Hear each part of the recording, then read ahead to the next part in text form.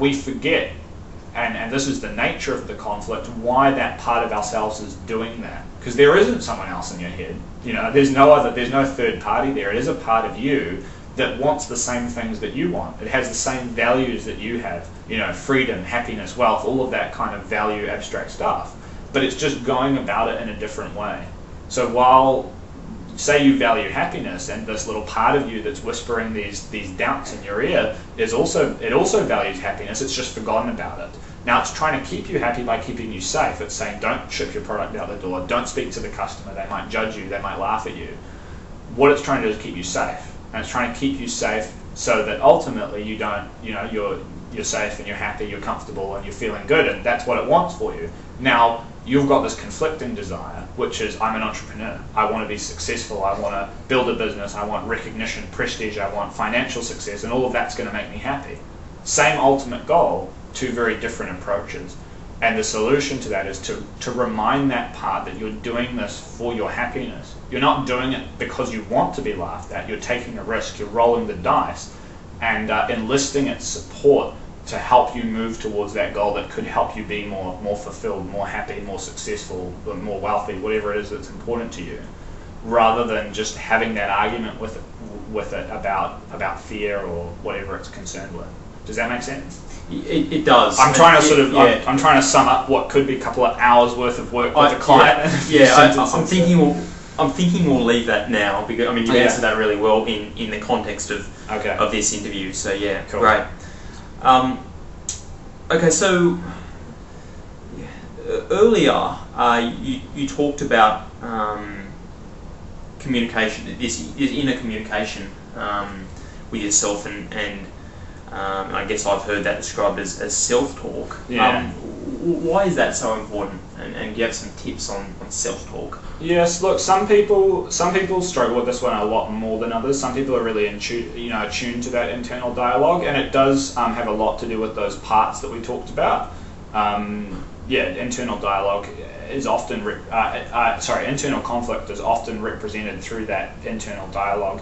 And I have a little label that I've applied to some of those behaviors just as a kind of easy way to talk about it, which is the inner critic.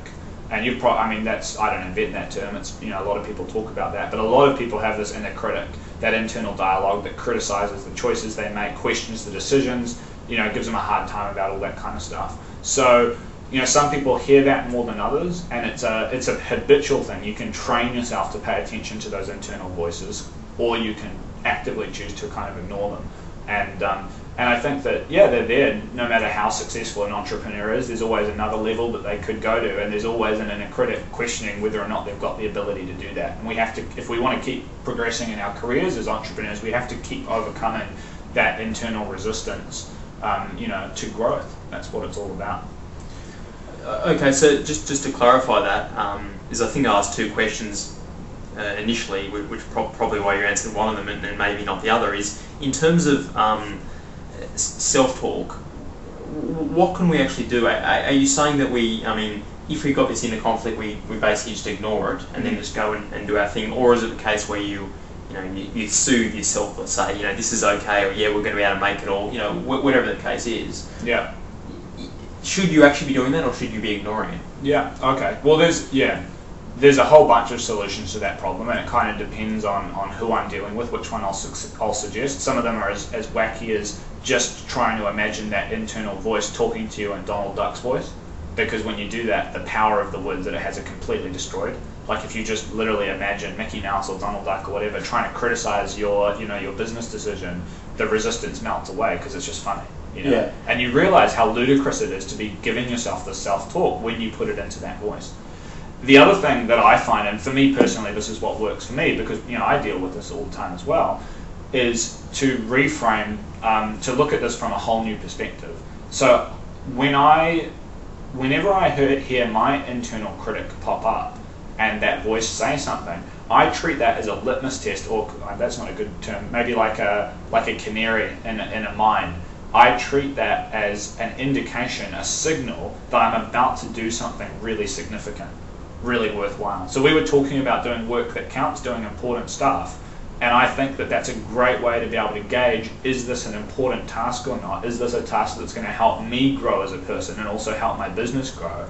So if you have your to-do list and you're looking down it and you look at whatever item number 5 and that voice pops up and goes, oh no, you can't do that today, that's a really good sign that that's actually what you should be doing today. You know, if there's that much resistance, you know, about that task or that challenge that you've got to face, then that's something that I want to jump in, you know, feel the fear and do it anyway. Just jump in there because, you know, it's got to be significant if you're that afraid of it. Interesting. I mean, yeah, that's very counterintuitive, but nice. There's a tendency for entrepreneurs to work very, very hard, battle setbacks, you know, failures, this resistance, and just keep going. Mm-hmm. But sometimes we can't. We burn out. Yeah. What is burnout, and more probably the real question is what makes people burn out? Yeah, okay. Real simple answer to that one. What makes people burn out is a failure to pay attention to the internal signals that are telling you that the actions that you are taking are not going to produce the result that you want. So that's what because frustration is the beginning of burnout, right? It's the emotion that kicks off the phase. If you experience frustration day in, day out for months and months and months, that's a burnout. Eventually it's just going to build up, you're going to end up on the floor, shaking, weeping, you know, it's time to go home. You've had enough, you've burnt out. So that happens through not paying attention to frustration. Frustration is one of those emotions that we should treat, again, as a canary in the mine. It's an action signal when we feel frustration, telling us that it's a message from our unconscious mind, telling us that the actions that we're taking are not going to produce the result that we want. So the only entrepreneurs who burn out are the people who don't listen to that intuitive message, who don't kind of analyze that and ask themselves, what can I do differently? They're the people who do that old the old insanity kind of definition. That I'm not sure if that's actually true, but it's what people say. You know, the definition of insanity is carrying out the same behavior again and again, expecting a different result. So the only entrepreneurs who burn out are the people who do that, who don't have the flexibility to stop, look at what they're doing and say, this isn't working for me, what can I do differently? So yeah, burnout happens by just doing the same thing again and again. Mm. Great, so I've probably got 2 last questions to finish on. Okay. The first is, if there was just one psychological trait or belief that an entrepreneur should master, you know, the one that would have the biggest impact enhancing their success, what would that be? One belief or?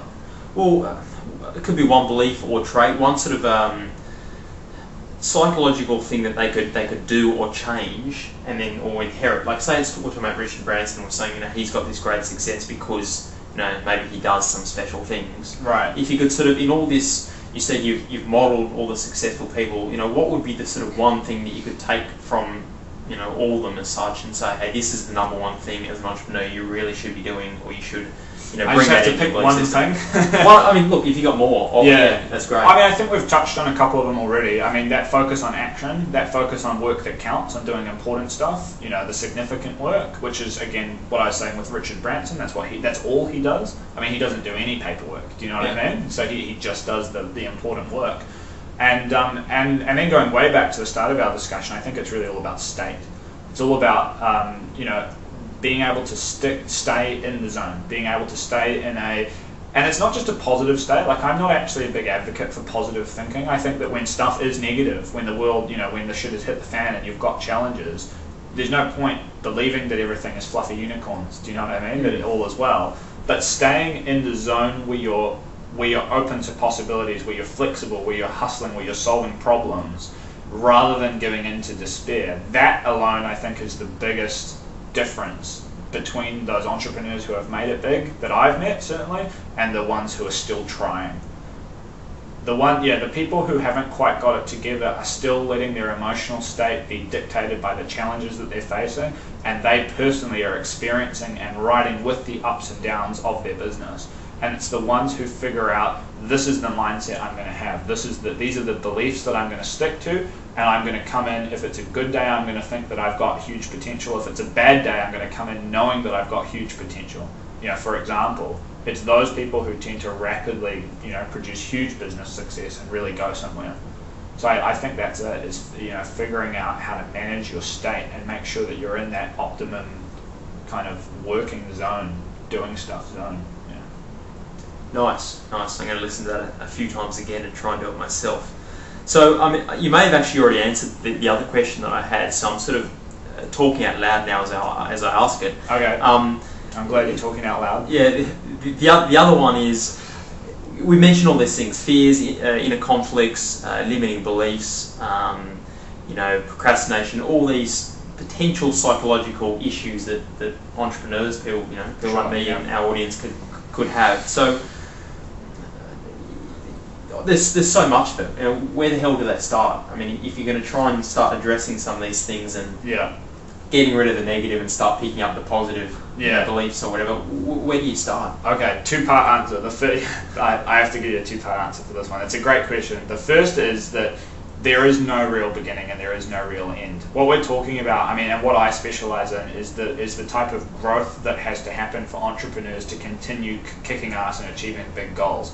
And that doesn't stop. Like, I think it is naive to think, and you know, I think everyone's guilty of it at some point in their lives, to think that you've got this baggage, you've got these obstacles, these problems, and if you can just figure out how to overcome that and leave it behind you, then you're set and you're just going to nail it day after day after day after day for the rest of your life.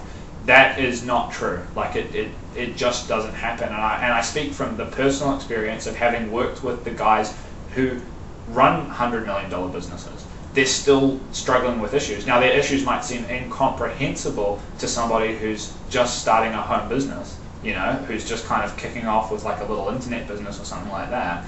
But these guys are still facing these challenges. So where to begin is to look at those limiting beliefs. Look at the internal conflict. Do you have any? Is it going on? And look at how you're dealing with fear. I think that's probably the biggest one.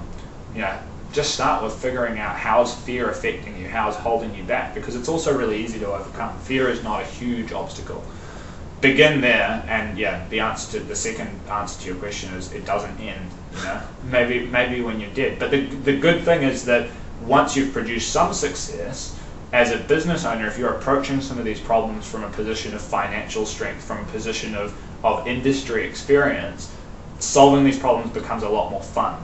I think that when you're really just starting out, overcoming those obstacles seems like a really big hassle. There's a lot of stress about that, and for sure it is, because it's like a make or break thing. Do I overcome my fear and succeed, or fail miserably? But once you're cranking along and you've got a business going and you've produced some of that success, solving problems becomes a bit more of a puzzle to be figured out and a challenge. But I guess you're more comfortable doing it. Does that make sense? It does, and yeah. I'm glad I asked that question because I got a lot out of it, so thanks. Cool. Okay, so guys, you can get in contact with Peter at his website. That's www.petershallard.com. That's Shallard with double L, SHALLARD.com. There's lots of useful information. I think a free ebook and newsletter. Is that right, Peter? Yeah, so I've got a free ebook called Seek and Destroy: How to Overcome the 10 Biggest Entrepreneurial Obstacles. And I should have actually answered your last question with that one, because that book is definitely the best thing to read if you want to figure out, if you're kind of at that position where you're saying, look, I know I'm stuck, but I don't know what I need to fix. I don't know what I need to do to get the ball rolling again. And that's what that I designed that ebook to be almost like a diagnostic manual for entrepreneurs who realize that their thinking is the biggest thing that's holding back their progress. So that's a brilliant one to check out. It's absolutely free. You don't need to opt in. You can just go in and download it and grab that. Do what you want with it. Check that out and figure out what the first step is to start taking control of your thinking and taking control of your business performance. Cool. I'll check it out myself. Actually, I didn't actually know you had that one. So cool, guys. To finish off, if you're a startup or an investor and you're listening to this, but you're not already a member of the IPitch community, sign up now and create a free profile at ipitch.com.au. Otherwise, any feedback or ideas on how to make these interviews better, or you know someone I should interview, leave a comment or email us at interviews@ipitch.com.au. Thanks for listening, and thank you, Peter. No worries. It was a pleasure.